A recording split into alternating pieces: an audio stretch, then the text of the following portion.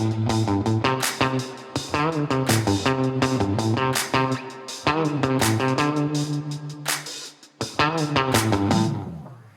to the Penguin Magic Podcast. I'm your host, Eric Tate. We have a truly amazing show for you this week. The main event is a YouTube sensation, runner-up on Britain's Got Talent, performed at Blackpool, done a successful run of his theater show, Part-Time Wizard, Full-Time Moron, around England, and now he has that special coming out soon. Jack Rhodes is my guest. Jack is a rare YouTube magician who is a real triple threat. He's good in person, as good as he is online. He's creative, witty, and just all around a hell of a good guy. I caught up with Jack via our podcasting software, Riverside, and now you get to join our conversation. Jack Rhodes, thanks so much for joining me here on the Penguin Magic Podcast. I'm very excited to have you on because you and I have just sort of nodded each other across the bar in the Ruskin at Blackpool for like 6 years in a row, but never actually like hung out. Yeah, which I feel is like how most magicians sort of know of each other. It's that knowing, locking of the eyes and the nod of the head. Yeah, well, it's nice to be on the podcast. Thanks for having me. Nice to actually properly meet as well. Oh no, absolutely. I'm a relatively new fan of yours, but I am a big fan. I heard. So because I'm a dealer at Blackpool, I don't get to see all the really fun stuff, but I heard nothing but glowing reviews about your show, Part-Time Wizard, Full-Time Moron. I mean, people were just over the moon about it. Yeah, that was, I did it, last year I did it, 2025 I did it in the Circle Hall, the 1,000-seater, and it was like, that was the first time really doing a magic convention, and that was kind of weird. But yeah, I mean, it went ridiculously well. It was quite overwhelming how well it went in terms of the response I was getting from magicians. Because I don't really consider myself a magician for magicians, but I think maybe some of the stuff that I do, magicians appreciate. And then I did it again this year, this time in the Opera House, the full tour show, in the middle of the tour. It wasn't quite as well received this time as it was the time last year. And I think half the reason is, which I didn't realise, is the Opera House, them headline shows, that's everybody's invited, and not everybody that goes to Blackpool now speaks English. It's quite a multicultural convention, really. And actually I think a pattern they are starting to see in Blackpool in particular is the compares, the MCs they have for the shows are kind of struggling because it's such a diverse crowd in terms of, especially comedy magicians. The humour is different across different demographics, and you've got so many different nationalities there, and the British sense of humour is lost on a lot of different nationalities. And so I had a really good time the first time, and it was a lot more difficult this time.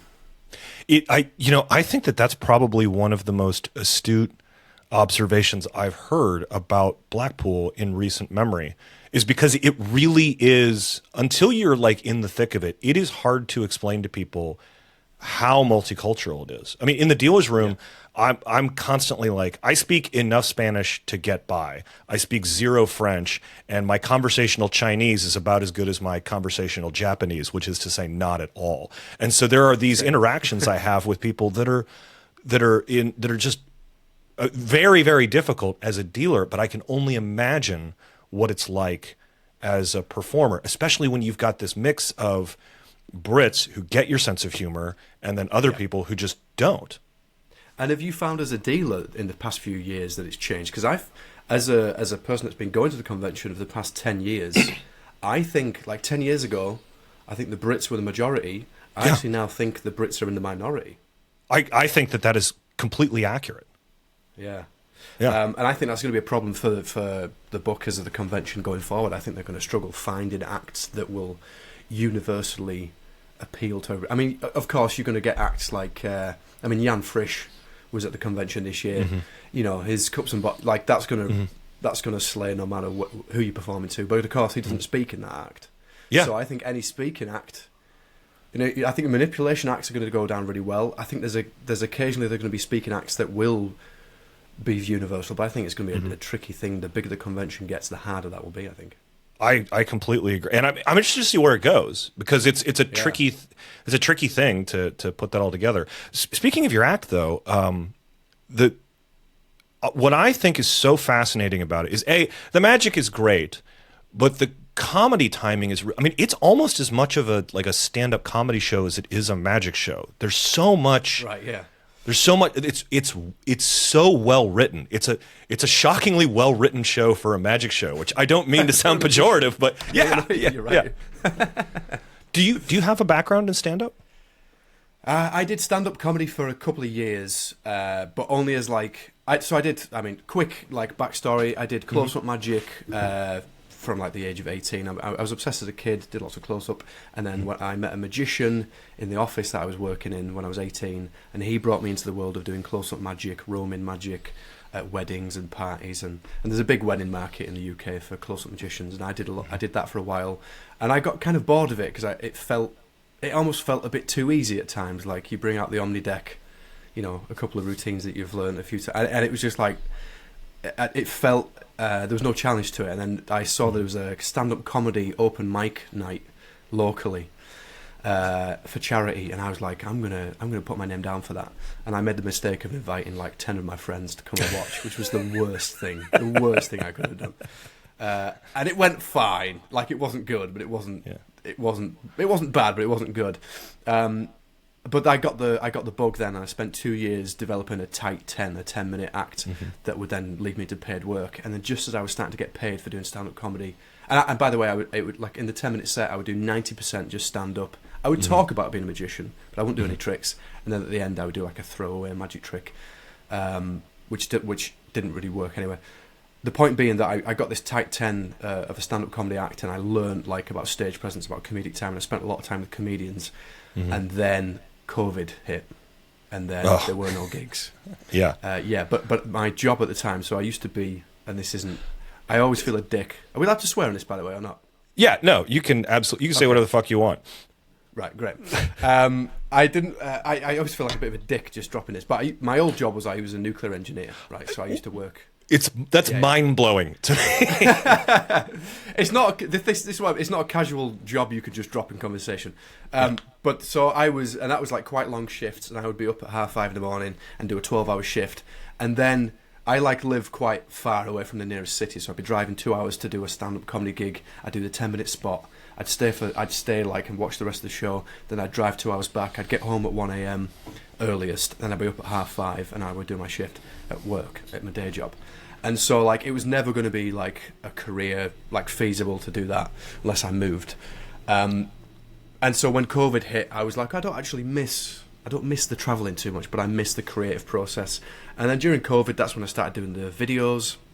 And I found that actually that's, like, the YouTube stuff for me was what I felt was, like, I was really good at, because it was the mix of the comedy, mixing the magic, and then this new world of video production, editing, writing, like all these things that I was interested in were all involved in the YouTube process. And then off the back of that like took off. I took a career break from being a nuclear engineer, and at the same time I basically had like 9 months to try and make it work. And if I didn't make it work, my employer kept my job open. I could go back to my job as if nothing. Wow. So it was like a risk-free way of doing it. Yeah, super lucky to be in that position. And in that time, that's when I did Britain's Got Talent, and then that went really well, came runner-up, and then, like, that's when the live stuff, I was like, okay, like, to really make this a career, I'm going to have to start to diversify what I'm doing, so I'll do the YouTube stuff as well as doing the live work. And then over the past 2 years, that's when I've been creating this show, and now we're here today, and I've just toured it in the UK, I've filmed it, it's been released as a special, and it's kind of... I think it's quite an unlikable quality when everything works out for someone, so I don't particularly like telling this story. I completely get it, man. But it feels like you just came out of nowhere and are suddenly successful. But I think what people are overlooking is, the stuff that you mentioned, the driving 2 hours to do 10 minutes. Like that's as well. Like it's brutal. It's terrible. Yeah. Yeah, and then the years in the trenches doing like that, those close-up gigs really help you to do other, because I think that some of the best stage magicians I know started as close-up performers who really honed their sleight of hand, because you're doing stuff in the show that is not easy, but it's not like it's not just gimmicks doing all the work for you up there. There's a lot going on in the show. Yeah. And I think it's quite easy to dismiss that phase that we all go through, where we have 2 or 3 years collecting magic, trying to learn every single method and not really mastering any of them. But I think there's something to be said for that being a really helpful part of the process, because I think that grounding of learning as many different things and being obsessed with every different trick you see and filling up your magic drawer or now studio with as much tricks as you can buy, I actually think that's a good phase, and I think it's quite important that a lot of magicians go through that, because I think that gives you the solid grounding for when you start to understand that, like, maybe I need to approach originality with as much vigour, or I need to think about like different methods, and I think having that grounding of the 2 or 3 years where you've just absorbed as much magic as possible and not really found who you are yet, I think that's like a big part to play for a lot of magicians, particularly stage magicians, as you say. Yeah. How did you find the Britain's Got Talent experience? Because over here in the States, America's Got Talent has a really mixed reputation with performers. But I know Britain's Got Talent is a little... It seems that magicians have a better experience with Britain's Got Talent.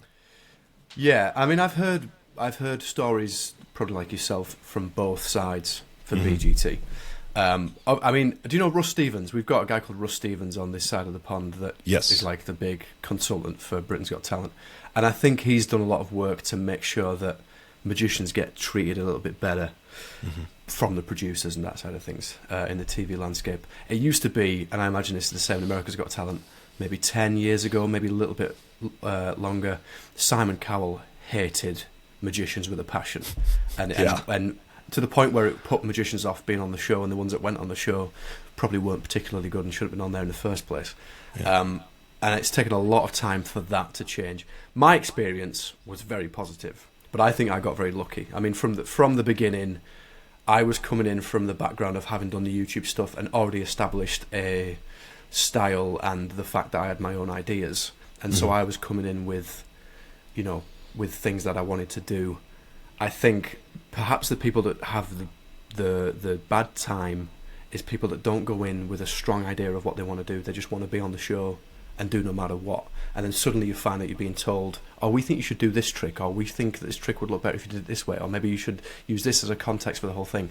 And I think because I'd established my character already and the style, they sort of knew what they were getting themselves in for. And what I found was that the further I got into the competition, the more they trusted my judgment.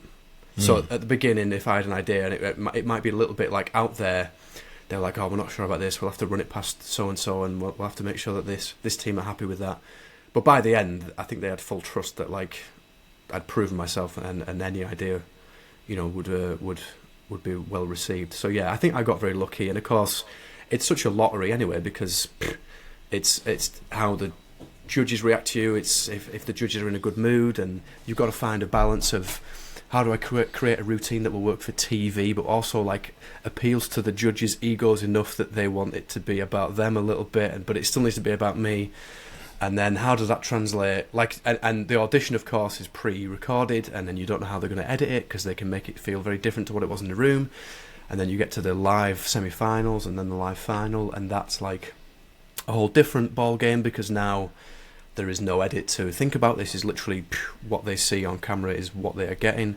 And now you're thinking about, well, actually, I want this to look better for people watching it on TV than I want it to be in the room. So, like, for example, my semi-final routine where I climb out of a TV, having talked to myself on the TV, that whole routine didn't work for half of the room, because the TV was angled in such a way that a lot of the people couldn't see what was on the TV in the first place, so they had no idea that I was talking to myself on the TV. But it looked great on the actual broadcast that went out. So, like, I don't know, the whole thing has to kind of change, and I think my strength on BGT was that I'd spent so many years doing the YouTube stuff, getting used to how I come across on camera, delivering lines, and it feeling like in the moment.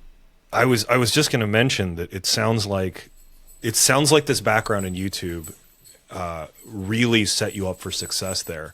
But what's also interesting is that I'm hearing a lot of the same things that strong competitors in magic competitions think about.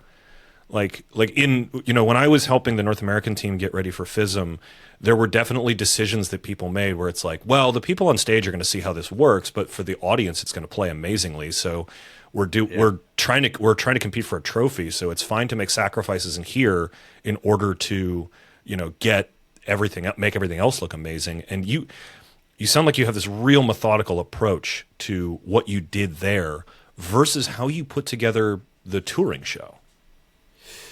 Yeah, I mean, like any performance, probably even this is outside of Magic. I think there are some compromises to certain members of the audience, like you say there for the FISM stuff. Maybe this is not going to be as good on stage, but to the audience, it's going to be amazing.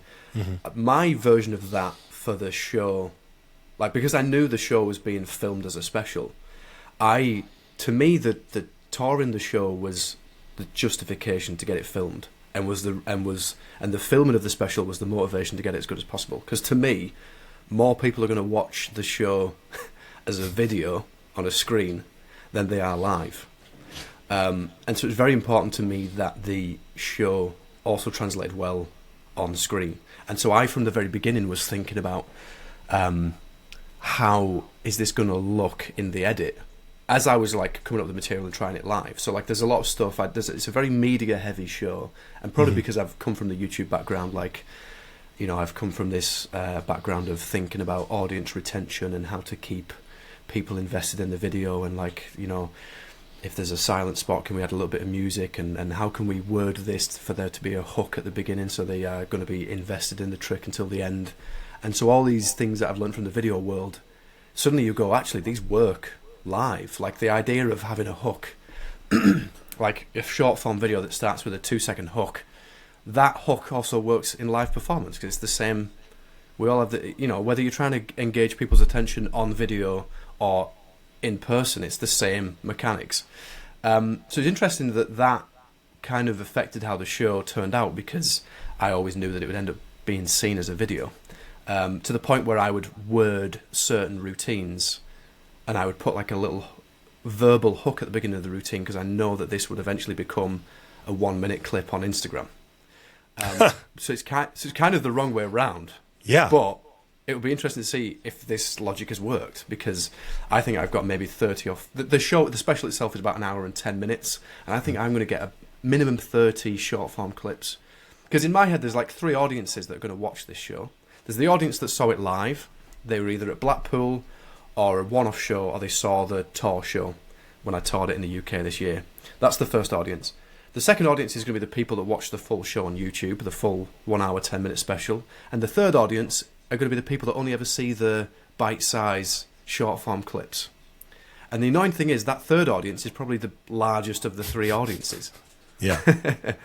And when you think about the online world, our exposure to most people that we follow is purely in these 60-second bite-size versions of their work. And we, maybe we sit down and listen to a 2-hour, 3-hour podcast, or maybe we just watch the clips on Instagram. And I know, I follow a lot of comedians, and I've not seen many of their specials, but I've seen a lot of their clips. Yeah. So that was always I don't know, we're in a very different world to, obviously the TV landscape has changed completely. Legacy media is very different to what it was, to the point where even, I think that's why Magic is now quite celebrated on Britain's Got Talent, because, well, this is a little bit of behind-the-scenes gossip I got told, was Simon Cowell, part of the reason that he now likes Magic is they realised that the magicians, there was a period of time where they would get the most views online. And so suddenly when they realised that they were making a lot of money from monetization on online views on Magic videos, Simon Cowell decided he liked Magic. So this is the world we're in now. It's very different. If I was releasing this 15 years ago, it would have been very different to how the show would have been different, because I'm thinking about what the end product is going to be, I think. Where can people see the special when it airs? So it's going to be released, depending on when this comes out, it's being released on the 17th of July on my YouTube channel for free. People can watch it for free, and I'm going to be doing a little bit of if you've enjoyed it, and you want to donate some money and help me try and not lose money on how much it costs to get it filmed. I'll do like a little bit of a pay what you want thing online. But yeah, it's going to be available for free online. And yeah, I mean, there was a world where I was going to release it on Prime. There was a world where it was going to be released on TV. And then I sort of realised that, like, a lot of the themes of the show are about how I've started from this YouTube background, and I even do a little bit of I don't want to spoil anything, but there's a routine in there. It's not necessarily a magic routine, but that references a lot of the YouTube stuff and the comments that I've got online.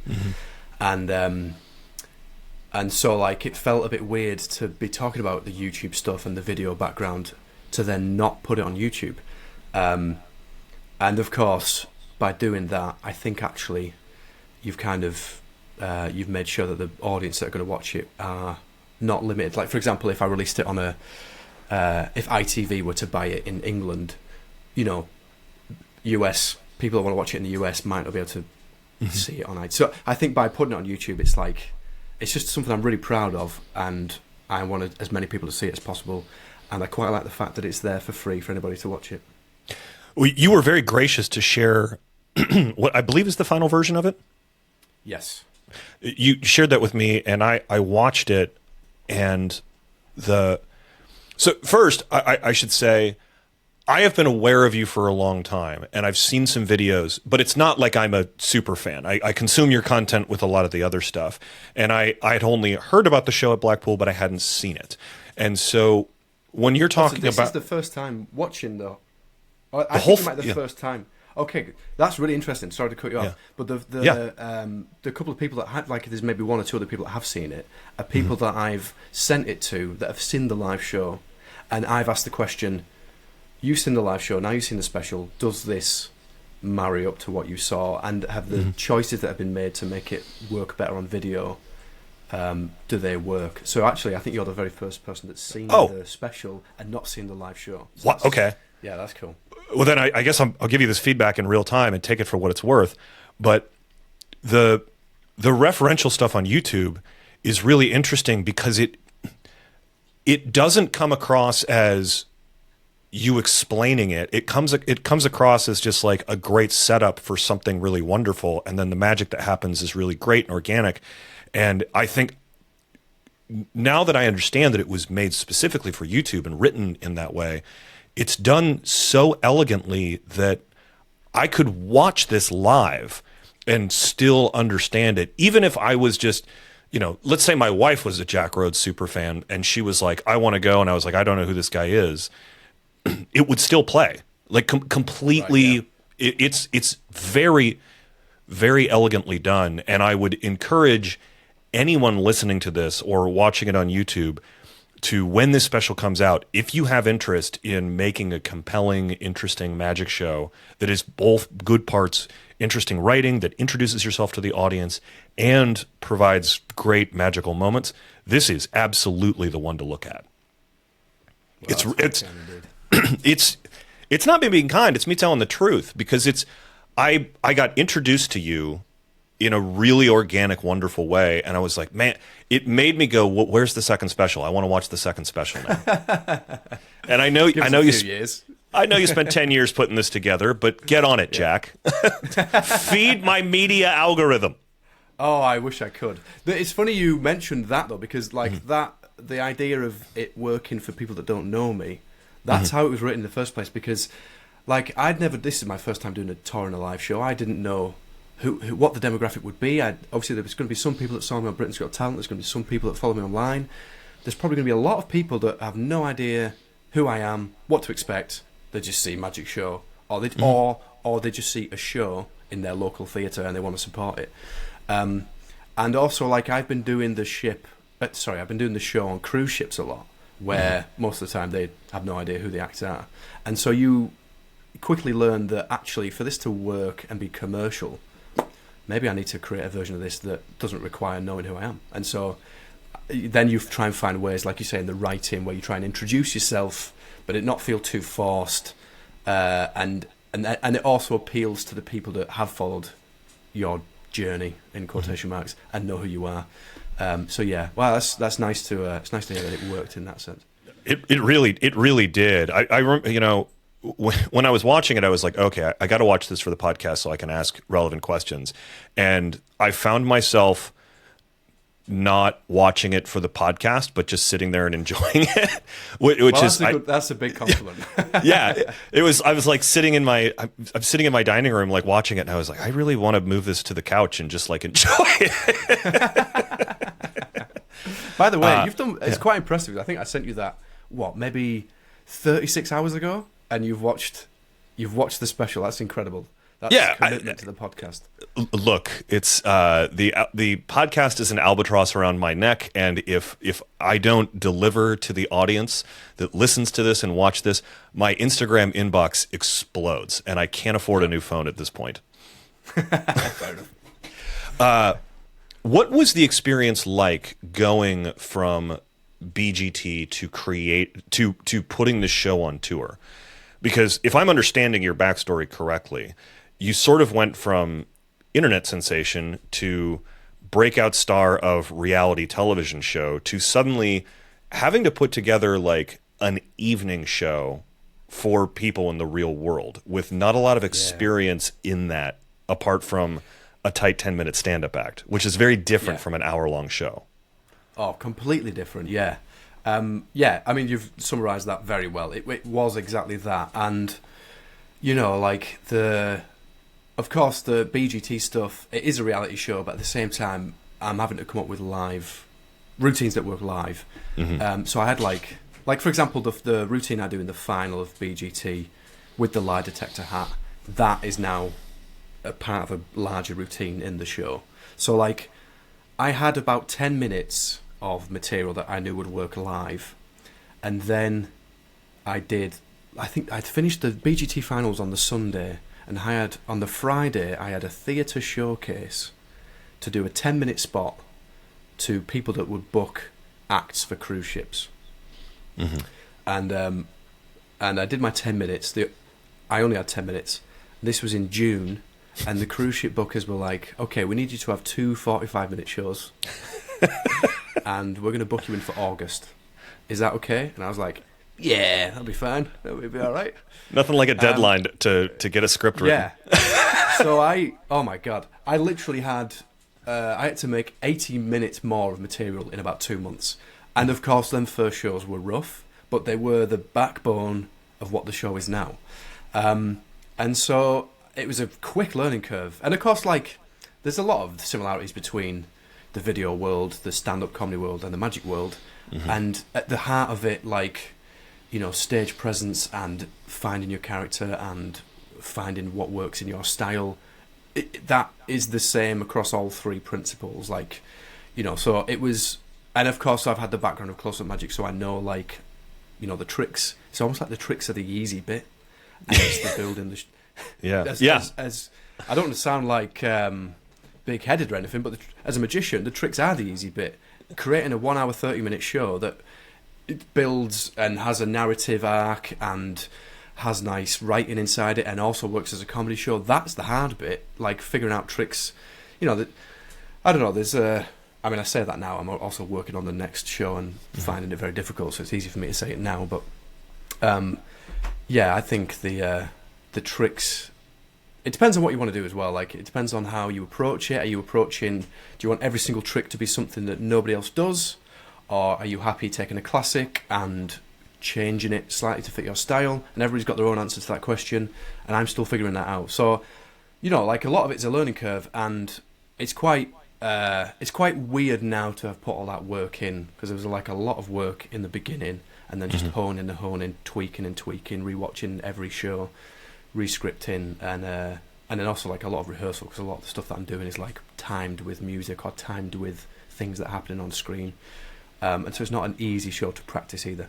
But it's now quite weird to release the show as a special, because it's almost like, well, this is what I've spent 2 years working on. This is maybe the closest I'll ever get to making like a movie, instead of making lots of short form stuff once a week. I've now dedicated 2 years of my life making a really long thing, and I'm really proud of. And it's me now basically announcing, right, this is the best thing I can make right now. Let's put it out there. And part of me is like really excited to get it out there, and part of me is like quite, I don't know if nervous is the right word, but just a little bit like, this is it's a weight off the shoulders, but it's weird to put something out there and be like, this is the best thing I can do right now. Well, the people who give it negative reviews, I will personally fight them. The media-heavy element of the show is really interesting from a magic perspective because, and I don't want to give away anything for the potential audience watching this, but you mentioned sort of timing and rehearsal. There are moments where it feels very organic with you just like interacting with the video, and you do really clever tricks involving video and the audience that are technological trickery, but like read and feel as good magic. It's and also it's and I know I'm just like throwing compliments at you, but I am trying to get to a question here. No, okay. I'm not going to stop you. You can carry on. Yeah, but I think the most impressive bit is that it's media heavy. It feels like magic, and it still comes across as real magic when I'm sitting and watching it at home, which is like, I don't know how the hell you did that. Yeah, as in like mixing the technology side of it, but it feeling still. Yeah, I'm trying to word it. I'm trying to articulate it in a way that makes sense. I think I know what you mean. Yeah, the listeners have no idea what we mean. Yeah, because I'm trying to hide stuff so that there is surprise because I don't want to give away any of it. But it's a really go ahead if you want to say a certain. There's some stuff that you do there's some stuff in the beginning that you kind of do with a camera and play with the audience, and like a bit of it is a joke, but a bit of it is like really a trick. And then you're involving stuff like clearly pre-recorded video. And that's maybe a good point. Like, I don't mind sharing that because that's probably a good example of what we're talking about. So there's a bit where I'm setting up the idea that I've got a camera on a tripod with me on stage, and I'm using that whenever I need to show anything close up. And you see the live stream of the camera, and I'm talking to it, and I'm demonstrating some sleight of hand stuff, and then the video feed pauses and buffers. Yeah, I've paused and buffered in real life as well. And then it turns out that now I'm interacting with myself on screen, and suddenly, and I don't know whether, by the way, for if a lay audience kind of understands what's happened here or not. It's always interesting because the reaction to that particular routine is always interesting. But it turns out now that I'm now talking to myself, and if you think about it, okay, well, the only explanation for that is that we have been watching him for 2 minutes pretend to be doing a camera stream, but it's actually a pre-recorded video and it's all in time, and we didn't spot it until he'd made us spot it. And it's interesting because I think magicians go, oh wow, like they immediately click what the method is, I guess, because it's not really a trick, but it kind of is. But I don't know if a lay audience, I don't know if they just write it off as, oh well, it's just a camera trick, and yeah, that's quite clever. But there's also real moments where you're using the close-up, because like you do Poker Test 2.0 by Eric Casey at some point, and it's a very effective use for it in the special, but also so you're using the close camera in real time, and you're just like never sure when you're watching something pre-recorded and live, which is, I mean, a testament to your acting ability, but also it's just so fascinating to watch it and have it work through a screen. Like I think that kind of thing has been attempted in the past, and like maybe works live, maybe doesn't, but still relying on the other bits of the magic. But this is, I mean, it's like on a completely different level now, and I have to imagine that working that out was full of like major successes and catastrophically hilarious failures. Oh, big time. I mean, there are routines that were in the show and got cut because, there's a couple of things in the show that, like, I think work better in the special on screen than they did live. Not that they didn't work live, but they worked well enough that they could be kept in the show, but I knew that they would work better when you watch it on. Again, I'm trying not to spoil anything, but there's a past and future, almost time travel thing that resolves throughout the special, and to me, that is an example of something that really worked well in the room. But I think it's going to be better on the special because you can actually now rewind to the point and watch the first version of what happened. I actually did that. Really? I was like, wait a minute, what was I like doing something and like missed it, and it's just like, oh, I want it. Okay, well, Yeah. Congratulations, Okay, Jack. Congratulations, Jack. It fucking works. Well, that's good to hear, because that was one of them things that, like the again, without giving away what it is, but when it first happens in the show, it's kind of like a weird moment, and it is kind of forgotten about. And live in person, I can see people not switch off, but kind of like, for a minute there, have we blacked out? What just happened? We have no idea what. But then by the end, it makes sense. But that, I think, that's an example of something that works better in the special. And so, like, there's been, but you're right, because it's quite easy to make a show that but uses technology so much. To then make that feel tactile and grounded is a difficult thing. So, like, I try to, a lot of the routines emphasise the fact that a lot of it is sleight of hand, and I'm showing stuff with my hands, and so it to a lay audience, they're not just thinking, well, this is just camera tricks and technology. There's definitely skill there, and so that's how you kind of blur the line between, what's real, what's digital, and what's in between. I think it's a fascinating process, though.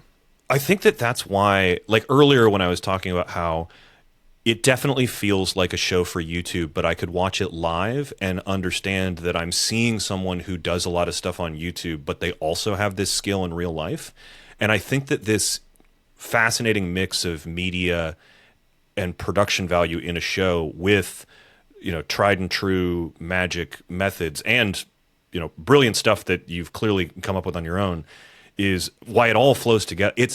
It's an insanely high concept show that feels very direct. If that's like, I don't know if that's what you were going for, but that is sitting and analyzing it afterwards is like really interesting. I kind of want to I want to give myself a break from it and then go back and watch it again, like with sort of my like, oh, I need to do this better in my show. Like that, like how you watch other people sometimes, and you're like, I don't want to take what he's doing, but I want to take lessons from it. And I think that this is a show. This is definitely a show that a lot of magicians could learn lessons from, and I'm so excited for it to get out in the world. Yeah, it's funny you mentioned about rewatching it as well, because that was something that in the things that I've watched that I like the most, whether it's magic shows, movies, TV, stand-up comedy specials. For me, like, rewatchability is a really important thing. Yeah. And I think the strongest material is stuff that I would be happy to watch twice. For example, like, I'm a big fan of, do you know Bo Burnham? I love Bo Burnham, yeah. Huge inspiration. In fact, when I watched his special Inside, which he filmed in one room during the pandemic, like, that was part of the reason why I kind of wanted to just give a... Not that I'm comparing this to that, but he wrote it, edited it, directed it, filmed it all, and I was like, that's quite a cool thing to be able to plaster that at the start of the special. So he's a big inspiration, but he's a good example of somebody that I will frequently rewatch his stuff, because, like, in the moment, the surprise of the joke and the surprise of whatever he's done is really good, but the feeling it leaves you with is like, I kind of want to rewatch that just almost from a technical standpoint. And figure out the beat to beat how we did this bit, and so that was kind of a thing that I deliberately wanted to plant in there, and that's kind of the reason for the past thing, future thing. That's why that's in there, because I thought, well, that's a nice way, because when you watch it, a bit like another example would be the film The Prestige. You watch it the first time, and I don't want to give any spoilers, but it's been out for years. Yeah, the movie's 15 years old. If you haven't, and the book is even older. If you're getting spoiled about that on this show, that's a bad sign. Yeah. But that's a good example of, like, you watch that, amazing, and then you go, I'm going to rewatch that very soon, because just to see how they set up certain things, and it's as good the second time as it is the first time. So that was very like. That was like in my head when I came up with the show, but I knew that particular feature is only something that works on a special that's going to be seen on video. Like, rewatchability doesn't matter when it's live, because they can't, unless they're going to book the next show in a different city the next night, they're not going to rewatch it.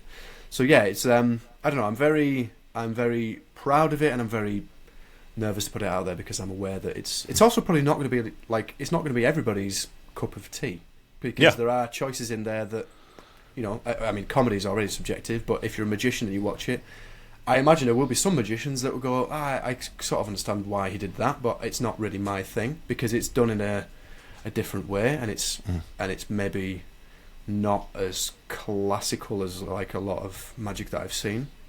But I quite like that about it. I think that that's I don't know. It's fantastic, and you've got a lot to be proud of. What's next for Jack Rhodes? Where are people going to see you, or are you gonna make your way over to the States? Hopefully, I mean that is hopefully in the works. I can't say what we've got planned, but there's something, maybe some shows in New York at some point, hopefully, which would be pretty cool. But of course, like, I mean, this is now the cycle, isn't it? It's the cyclical thing of do a show, tour it, film it, release it, do it again. So I feel like, which is quite cool actually, and I think releasing the special is the motivation for me to be like, right, that's that done. Move on to new stuff, because there is an argument, by the way, that this is a really bad idea, because like magicians are famous for using, like, you know, the same show for 10-15 years and not really change it because it works and it's good, and people are happy to rewatch it, or a lot of time it's a new audience. So why ditch all this material and spend a lot of time and a lot of work creating a new show? Maybe I will regret that, I don't know, but to me the fun is in the process of coming up with new stuff and developing a new show. So for now, I mean, you can look around me, I'm trying to figure out stuff for the next show, and so for the time being, it's, you know, my world is trying to keep the content stuff up, which is just as you will well know, is a constant battle of trying to appease the algorithm, which is not fun.